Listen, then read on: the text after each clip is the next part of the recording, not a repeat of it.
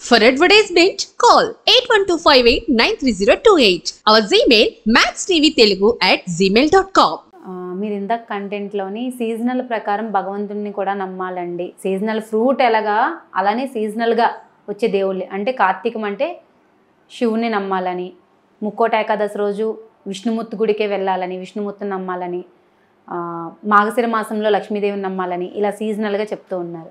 మరి అలాంటప్పుడు మొన్న వారాహి నవరాత్రులు టైంలోని ఆవిడ టైమే నడిచింది కదా, మరి నడిచినప్పుడు చాలా మంది మరి తప్పు అని ఎందుకు చెప్పారంటారు? తప్పు అంటే మీకు అదే చెప్తున్నాను కదండి. అసలు వారాహి అమ్మవారి కోసం ఏం చెప్పారు అసలు స్టార్టింగ్లో? ఆవిడని ఉపాసించే వాళ్ళు చేయాలి, ప్లస్ ఆవిడ శక్తి ప్రజెంట్ అవసరమైన వాళ్ళు తెలుసుకొని చేయాలి. ఇప్పుడు మనం ఏంటంటే బాగా ఎలాంటి వాళ్ళకి శక్తి అవసరం వస్తుంది అంటే అలాంటి శక్తి ఎలాంటి వాళ్ళకి యుద్ధం చేసే వాళ్ళకి, ఎదుటి వ్యక్తిని అంటే పూర్తిగా తగ్గించి వాళ్ళ శక్తిని నిర్వహింపి వీళ్ళ శక్తిని లీడర్షిప్ బిజినెస్ లో డిస్ట్రాయ్మెంట్ అంటే ఆపోజిట్ పర్సన్ డిస్ట్రాయ్ చేసి మనం కూర్చోవడానికి. ఉపాసకుల్లో ఏంటంటే వాళ్ళ యొక్క ఉనికిని చాటుకునే పనిలో అంటే ఇప్పుడు మన పాండిత్యంలో అప్పుడులో కాంపిటీషన్స్ ఉండేవి ఓల్డ్ డేస్లో. పాండిత్యంలో ఘనాపాటీలు పిలిచి వాదోపవాదాలు పెట్టేవారు. ఎందుకు పెట్టేవారు? అలాంటి వాదోపవాదాలకు వెళ్ళే వ్యక్తులు, డిబేట్స్ చేసే వాళ్ళకి వీళ్ళకి బాగా ఉపయోగం. అలాగే పొలిటికల్గా మనం చూసినట్టయితే డిప్యూటీ సీఎం గారు కూడా చేశారు. అంటే జనరల్గా ఆయన ఫస్ట్ ఎలక్షన్లో నించినప్పుడు అది లేదు, ఇప్పుడు చేశారు. అంటే ఈ టైం వచ్చింది, ఇప్పుడు ఈ టైం వచ్చిన వాళ్ళు ఎవరికి ఉపయోగపడింది? ఇప్పుడు ఆయనకు ఉపయోగపడింది. అదే టైంలో ఇప్పుడు ఆయన కింద ఉన్న ఇంకో నలుగురు చేశారు, వాళ్ళకి ఉపయోగపడదు, వాళ్ళిద్దరూ డిస్ట్రాయ్ అయిపోతారు. అలాగా ఇప్పుడు మనం ఒక సంస్థ ఉందండి, ఓనర్ ఉన్నాడు, ఒక ఓనర్ కింద ఉన్న జాబ్ చేసే ఒక సిఇఓ కింద ఉండే ఒక లో గ్రేడ్ జాబ్, వీళ్ళు ముగ్గురికి చేసుకునే వెసులుబాటు వచ్చింది. ఇప్పుడు ఎవరు చేయాలి? ఓనర్ చేయాలి. కానీ వీళ్ళు ముగ్గురు చేస్తారు. ఎందుకు? అందుబాటులో ఉన్నది కదా, మనం టీవీలో అందుబాటులో ఇచ్చాం, చేయమని పండితులు చెప్పారని అంటున్నాం కదా, ఇచ్చారు. సఫర్ ఎవరు అవుతారు? కింద వాళ్ళు పై వాళ్ళతోనే ఎప్పుడు సఫర్ అయ్యే పర్సనాలిటీస్ అయినప్పుడు వాళ్ళిద్దరిని నిర్వహించలేక ఉద్యోగం పోద్ది. పైన సిఇఓకి ఏమవుతుంది? అతనితో కాంపిటేటర్ సిఇఓ ప్లస్ ఓనర్ ఇద్దరు వలన సఫరింగ్ వస్తుంది. ఇప్పుడు అంటే ఒక విద్య ఎవరి కోసం రాశారు, ఎవరు దీన్ని ముట్టుకోవాలనేది కూడా నిక్షిప్తమై ఉంది, అందుబాటులోకి వచ్చింది కదా. అందరం కూర్చొని మనం అంటే దానికి డిఫరెంట్గా చేశారనుకోండి, మనం ఎక్కడ సఫర్ అవుతాం? ఆటోమేటిక్గా సఫర్ అవుతాం. వారాహి నవరాత్రులు గృహస్థు ఆశ్రమంలో చేశారు చాలా మంది. అంటే తక్కువ చేయాలి. ఎందుకు? వాళ్ళ ఇంట్లో ఫ్యామిలీ డిస్ప్యూట్స్ ఇవన్నీ ఉన్నప్పుడు చేయాలి. అందులో చాలా మందికి పడదు. రాహు యొక్క శక్తి ఉంటుంది ఆవిడలో. రాహు శక్తి, మనకు రాహు వస్తేనే గ్రహం దోషం లేదంటే శాపిత దోషాలు ఇవన్నీ రాహుతో చెప్తా ఉంటాం. ఆవిడికి రాహుశక్తితో ఉన్న ఉగ్రదేవత అయినప్పుడు ఆవిడని ఆరాధించే విధానం కూడా ఒకరికే. ఎవరు మెయిన్ ఫోర్స్లో ఉండి యుద్ధం చేసేవాళ్ళు ఆపోజిషన్ పూర్తిగా డౌన్ చేయాలనుకున్న వాళ్ళు చేయాల్సింది. నార్మల్ పీపుల్కి ఎందుకు? ఆవిడేదో రెగ్యులర్ దేవతలకి ఇప్పుడు ఆవుని అందరికీ పెంచుకోమని చెప్తామండి, పుల్ని ఎవరికి పెంచుకోమని చెప్తాం? ఇప్పుడు అమ్మవారి దగ్గర ఉన్నదే పుల్లు సింహాలు కదా. ఇప్పుడు ఇబ్బంది ఎందుకు రాదు? ఇది ఇబ్బంది తర్వాత మనం అనే ఫస్ట్ మాట హిందూ మతంలో పెద్ద లేదు, ఎదుటోళ్ళు అంటే మనం అనడానికి ధైర్యం సరిపోదు. అవును మనం దెబ్బతిని ఉన్నాంగా. ఇప్పుడు నేను అనేది ఏంటంటే ఫస్టే మీరు కారణాలు ఇవే. ఇప్పుడు నేనేమంటాను, అసలైన వ్యక్తి చేసుకొని బాగుపడితే అసలైన ఆయనకి మనం ఏం చేయాలి, మనం ఆ స్థాయికి వెళ్ళి ఆ అమ్మవారిని ఎప్పుడు పట్టుకోవాలి అనే విషయాన్ని చెప్పేవాళ్ళు లేరు. మనం ఏంటంటే మిక్స్డ్గా అంటే ఫలానా మంచిది అంటే అది మనకు మంచిదా కాదా అనవసరం. ఇప్పుడు క్యాన్సర్కి పారాసెటమాల్ ఎలా పనిచేయదో ఉగ్రదేవత ఆరాధనలో యుద్ధం చేసే వాళ్ళకి విపరీతమైనటువంటి శత్రువులు విపరీతమైనటువంటి కర్మలు మన మీద ఉన్నప్పుడు తెంచుకోవడానికి. అందుకు మనం ఈ విషయంలో చాలా మంది సఫర్ అయ్యారు.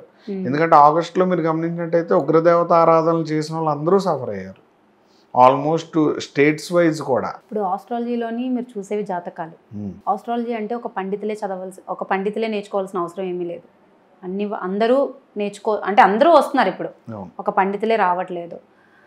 పురోహితులు ఉన్నారు, వేదాలు చదివిన పండితులు ఉన్నారు. మరి ఆస్ట్రాలజీ అని వచ్చి మీరు కూడా చెప్తున్నారు, మరి ఏ జాతకాలు నమ్మాలంటారు జనాలు? ఇప్పుడు పండితులు పురోహితులు అంటే వాళ్ళు వేదం నేర్చుకొని వచ్చారు చెప్తే నమ్మకం అని జనాలకి అపోహ కాదు, ఒక నమ్మకం ఫస్ట్. కానీ ఈ ఆస్ట్రాలజీ అనేది మీరు ఒకరి దగ్గర నేర్చుకుంటేనే కదా ఈరోజు వచ్చి చెప్తారు. ఆస్ట్రాలజీ అంటే అది ఒక ఎడ్యుకేషన్ లాంటిది, నేర్చుకుంటే వచ్చి చెప్తారు. మరి వాళ్ళు ఉండగా మీరు కూడా వచ్చి మరి మీది నమ్మాలా వాళ్ళది నమ్మాలంటారా? మీకు అంటే పౌరోహిత్యంలో కానివ్వండి, పాండిత్యంలో కానివ్వండి, ముహూర్త పొంతనల కోసం గ్రహస్థితుల్ని లెక్కగట్టే విధానం ఉంటుంది. జాతకం లేకపోతే భవిష్యత్తుని నిర్ణయించే విధానం అంతా కూడా ఎక్కడ ఉంటుందంటే బై ప్రాక్టీసింగ్ నేచర్, అంటే ప్రకృతి అనుసంధానమై చెప్పడం. ఇప్పుడు ఆస్ట్రానమీ, ఆస్ట్రాలజీ దగ్గరగా ఉంటాయి. ఎందుకు అంటే ఈవెంట్స్ చెప్తారు కాబట్టి. జ్యోతిష్యం వచ్చినప్పుడు మీ భవిష్యత్తులో దారి చూపించే విద్య కిందన మనం వేదాంగాలు అంటారు. బట్ నేనేమంటానంటే స్పేస్ అండ్ టైంని అర్థం చేసుకోవడం అకల్ట్ అండ్ ఆస్ట్రాలజీ అంటాను. ఎందుకంటే తాంత్రిక శాస్త్రం విత్ నేచర్. ఎందుకు అంటే ఒక గుడిని ప్రతిష్ఠించే విధానంలో కూడా తాంత్రిక ఫార్ములాస్ వాడారు. అంటే ఈ క్లప్చర్ అంటే ఈ రకమైన మూల విరాటే ఉండాలి, ఈ రకమైన శిల్పశాస్త్రం ఉండాలి, ఈ ఎత్తుపలాలు ఉండాలి, ఈ దిక్కును ఉండాలి, ఈ ప్రాంతానికి ఈ దిక్కునే ఉండాలి. ఇలాగా అంటే అకల్ట్ అనేది వచ్చేసింది. అకల్ట్ అంటే మీకు ఎవరికి మన ఎవ్వరికి అర్థం అవని ఒక తాంత్రిక శాస్త్రం. దాన్ని మనం పైన చదువుకుంటే సాఫ్ట్, డెప్త్కి వెళ్తే అంత మిస్టీరియస్గా ఉండేది. అంటే అర్థం అవ్వకూడదు. ఎందుకంటే ఎప్పుడైతే అర్థం అవుతుందో బ్రేక్ చేయగలుగుతాం, ఎప్పుడైతే అర్థం అవుతుందో దాన్ని బ్రేక్ చేయలేం. జ్యోతిష్యంలో ఈ 4 సెగ్మెంట్స్, ఇప్పుడు మీరు అడిగిన ఈ 4 సెగ్మెంట్స్లో ఫస్ట్ది ముహూర్తాల వరకు వాళ్ళకి ఏంటి జనరల్ ఈవెంట్స్ అన్నిటిని పాటించడం కోసం. సెకండ్ పల్స్ ఏంటి బై ప్రాక్టీస్, పాండిత్యం. వాళ్ళకేంటి బై బర్త్ వస్తుంది, వాళ్ళ వంశీకులతో పాటు బై బర్త్ ఈ జ్యోతిష్యంతో పాటు పాండిత్యం వస్తుంది. అంటే నేను చేసిన అకల్ట్ అండ్ ఆస్ట్రాలజీ రీసెర్చ్ ఎలాంటిదంటే నేను తెలుసుకున్న విషయాలు చెప్తాను. ఏదైనా విషయం జరగదు, మనం చెప్పాక జరుగుద్ది. ఇది పాండిత్యులకు ఉండే వరం. ఇది అంటే పంతులు చెప్తే అలాగవుతుంది, జరుగుతుంది. అంటే నువ్వు రేపు నీకు గండం ఉందంటే గండం యాక్టివేట్ అవుద్ది. గండం జనరల్గా యాక్టివేట్ అవ్వకపోవచ్చు. ఎందుకు మన కర్మ చేయిందే విషయం జరగదు. మిమ్మల్ని టచ్ ముందే వాళ్ళకి కర్మ తెలుస్తుంది అంటారా? కర్మని ట్రిగర్ చేసే శక్తి వాళ్ళలో ఉంటుంది. ఇప్పుడు సైకాలజిస్టులు ఒక డిప్రెషన్లో ఉన్న వ్యక్తిని ఎలా హీల్ చేయగలుగుతుంటారు? By understanding their actual mistakes and వీళ్ళకు ఉండే ఒక పాజిటివిటీ. సేమ్ జ్యోతిష్ శాస్త్రంలో ఏంటుంది, మీకు వాతావరణం ఇలా ఉంటుంది అనేటప్పటికీ అది జాతకం అనుకుంటున్నారు. అది తప్పు అంటాను నేను.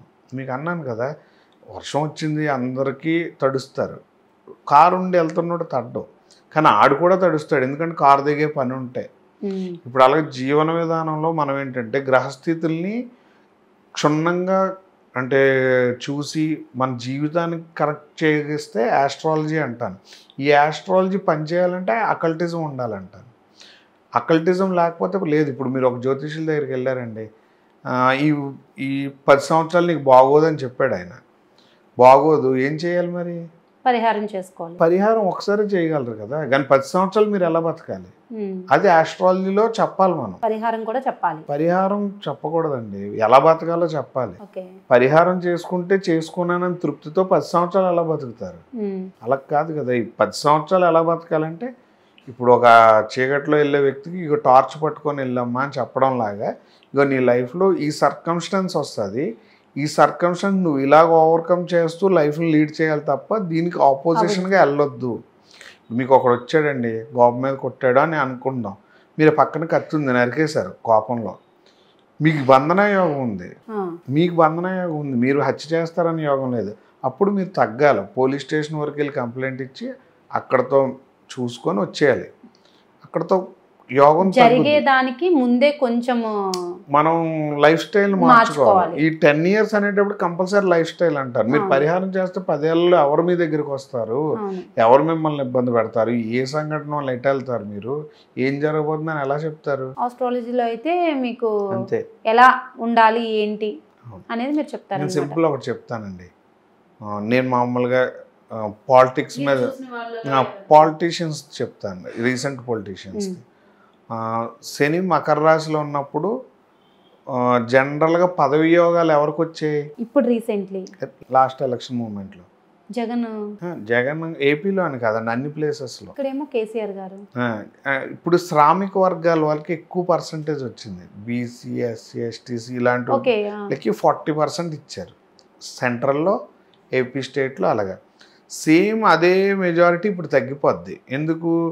శని విపరీతమైన ఎంజాయ్మెంట్ స్థాయికి వచ్చాడు, కుంభరాశిలోకి వచ్చాడు. కుంభరాశిలోకి వచ్చి అపోజిషన్ ఎవరిని టార్గెట్ చేస్తాడు? రవిని, సింహరాశిని. సింహరాశిని టార్గెట్ చేస్తున్నారంటే రాచరికం ఉన్న వాళ్ళందరూ దెబ్బతినబోతున్నారు, దెబ్బతిన్నట్టే. ఇప్పుడు సఫర్ ఎవరవుతారు? రాజు లేనప్పుడు లీడర్షిప్ ఉన్న అతను, జనాలు. రాజు లేనప్పుడు రాజుని దించేశారండి. ఆ రాజుని దించేస్తే ఇంకా ప్రజలే. ఎందుకు అంటే మనమే రాజు అనే ఫీలింగ్లో ప్రజలు వచ్చారు. ఇప్పుడు 2 స్టేట్స్లో మనం గమనించినట్టయితే చాలా వరకు సక్సెస్ అవ్వలేకపోతున్నాయి పథకాలు. ఎందుకు? ఎందుకంటే శని విపరీతమైన బలం కలిగి ఉన్నాడు. ఇండియాలో మోడీ గారు సాటిస్ఫై చేయలేకపోయారు. ఎందుకంటే టైము పోర్టల్ మారింది. జనాలు వాళ్ళ చేతుల్లో రాచరికాన్ని కానివ్వండి, పవర్ని డౌన్ చేసే స్టేజ్లో గ్రహగోచారం ఉంది. అందుకు మళ్ళీ కాంగ్రెస్ రావడం అవనివ్వండి, బీజేపీ డౌన్ అవడం అవనివ్వండి, లేకపోతే 2 తెలుగు స్టేట్స్లో కూడా మీరు మెజారిటీ ఎలా గెలిచారంటే చుట్టూ ఉన్న ప్లేసెస్లో అన్నీ కూడా రేవంత్ రెడ్డి గారు వచ్చారు. అక్కడ వచ్చేసి అన్నీ వచ్చారు. ఇప్పుడు వచ్చాక ఇమీడియట్గా ఏముంది? ఫండ్స్ నిల్లు, ఫండ్స్ లేవు, టైం పడుతుంది. ఎవరు ఇబ్బంది పడ్డారు? ఎందుకు? రవి బలం లేదు అక్కడ. పవర్ అనేది యూటిలైజేషన్ చేయలేకపోతున్నాం. ఈ మధ్యకాలంలో మోడీ గారు ఎందుకు కాముకుంటున్నారు? పవర్ లేకపోవడం వల్ల అంటారా? గ్రహస్థితి ఎలాగో అయిపోయిందంటే పవర్ ఆయన ఇప్పుడు పిఎం ఆయనే కదా, బట్ ఆయన ఎందుకు మాట్లాడలేకపోతున్నారంటే ప్రజల యొక్క తిరుగుబాటు అర్థమైంది కాబట్టి. అంటే పవర్ స్ట్రగుల్, పవర్ డౌన్ ఆయనకు అర్థమైంది. అంటే మూమెంట్స్ ఎలా ఇప్పుడు గ్రహస్థితే కదా ఇదంతా. ఇప్పుడు రేపు ఇదే శని మీనంలోకి వెళ్ళాక ఏం జరుగుతుంది? తారుమారు అవుతాయి. ప్రజలు మళ్ళీ డౌన్ అయిపోతారు. రాచరికం ఉన్న వాళ్ళు, యోగాలు ఉన్న వాళ్ళే వస్తారు, వాళ్ళే గెలుస్తారు, వాళ్ళ వల్లనే అన్నీ జరుగుతాయి. అప్పుడు కన్యను అపోజ్ చేస్తారు. అంటే జనాలకి ఆరోగ్యం బాగోదు. మీకు ఒకటి చెప్తాను చూడండి. ఇప్పుడు ఈ సెప్టెంబర్ నుంచి డిసెంబర్ నుంచి చూసినట్టయితే హెల్త్ ఇష్యూస్ వస్తాయి, ఎక్కువ హెల్త్ ఇష్యూస్ వస్తాయి. జెంట్స్ ఆర్ లేడీస్ అందరికి, పిల్లల దగ్గర నుంచి అందరికీ హెల్త్ ఇష్యూస్ వస్తాయి. వాటి విషయంగా స్టేట్స్ కదులుతాయి. అది కరోనా అని కాదు, జనరల్ డిసీజెస్ ఎక్కువ పెరుగుతాయి. మీరు అంటే వ్యాధికి సంబంధించానండి, అవన్నీ కూడా మెడికల్ అంతా కదులుతుంది అనమాట. గవర్నమెంట్ దాన్ని ఫుల్ఫిల్ చేయలేకపోవచ్చు. సడన్గా వైరల్స్. అలాగే నాయకుడు బట్టి కాదండి, ప్రజల బట్టే నాయకుడు.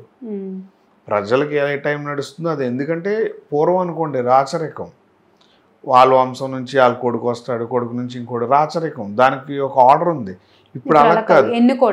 ఎన్నుకోవాలంటే ఖచ్చితంగా ప్రజలకు ఎలాంటి కర్మను ఫేస్ చేయబోతున్నారనే జ్యోతిష్యం చూసి ఆ జ్యోతిష్యానికి సంబంధించిన నాయకులు నిలబెడితే నిలవరింపచ్చు. అలాగే అపోజిషన్ కూడా మనం అంటే ఓడించాలా లేకపోతే కంప్లీట్గా డిస్ట్రాయ్ చేయాలన్నా ప్రజల పల్సే. అయితే మరి మీ జాతకాల వల్ల, అంటే ఇప్పుడు ఈ ఆస్ట్రాలజీస్ వల్ల ఎవరైతే ఉన్నారో చెప్తారు, జాతకాలు చెప్తారన్నారు కదా, మరి పదవి వద్దు అంటే వాళ్ళకి రాకూడదు అని చెయ్యాలి అనుకుంటే చేయగలరా? మరి అకల్టిజం అంతే కదండి. ఇప్పుడు మీకు ఎలా చెప్తామంటే ఓల్డెన్ డేస్లో మనం మాట్లాడుకున్నట్టయితే చంద్రగుప్తుడు భారతదేశం మొత్తాన్ని ఇచ్చేసుకున్నాడు ఆయన. అంటే అఖండ భారతదేశాన్ని పాలించాడు. ఎందుకంటే ధనానందుడు అనే రాజు దగ్గర కూడా అంటే జాతకరిచ్చే యోగం ఉంది. ఆయన పక్కనే ఉన్న కళింగ దేశాన్ని కొట్టలేకపోతాడు. ఎందుకు అని అడిగారు అనుకోండి, ఆ యోగం 3వ తరం వాడికి కానీ రాదు. అది చాణక్యుల వారే చెప్తారు. ఇప్పుడు అలాగే అపోజిషన్ దించాలంటే ఇప్పుడు అశోకుడు ఎలాగైతే 3వ తరంలో వచ్చి ఆయన కోరిక తీర్చాడో, అపోజిషన్ దించాలనుకోండి ఆపోజిట్ క్యాండిడేట్ అంటే శత్రు నక్షత్రం అనండి, శత్రు లగ్నం అనండి. జ్యోతిషంలో కొన్ని ప్యాటర్న్స్ ఉంటాయి. అలాగంటే నక్షత్ర ముగ్గు అంటాం. ఏదైనా తాంత్రిక పూజ చేసిన నక్షత్ర ముగ్గు అంటే 3 స్టార్స్ని కలిపి ఆ ఎనర్జీని నిలవరింపు చేయడం అంటారు. అదే మనుషుల్ని పెట్టామనుకోండి, అశోకుడి దగ్గర 8 మంది సీక్రెట్ అకల్టిస్టులు ఉండేవారు. అశోక ద సీక్రెట్ 8 అని ఉంటుంది. చదివిన వాళ్ళకి అర్థమవుతుంది కాన్సెప్ట్. ఎందుకంటే వాళ్ళు ఎవరిని ఆయన బౌద్ధ ధర్మంలోకి రప్పించలేదు, 8 డైరెక్షన్స్లో పంపిస్తారు. అంటే అలాంటి అకల్టిజం మనం కూడా మెయింటైన్ చేసి నిలవరింపు చేయొచ్చు. కానీ అది ముందేంటంటే ఆ పాండిత్యం ఉన్న వ్యక్తులు, ఆ రీసెర్చ్ అనేది ఇప్పుడు అందుబాటులో లేదు. ఎవరికి వాళ్ళు కలిసినప్పుడు పాజిటివిటీ వస్తుంది. ఆ పాజిటివిటీ అసలైన పాజిటివిటీ అనుకుంటారు కానీ కాదు, ప్రజలు బట్టే నాయకుడు. నాయకుడు మీరు అన్నట్టు ఖచ్చితంగా వాళ్ళని దించేయవచ్చు.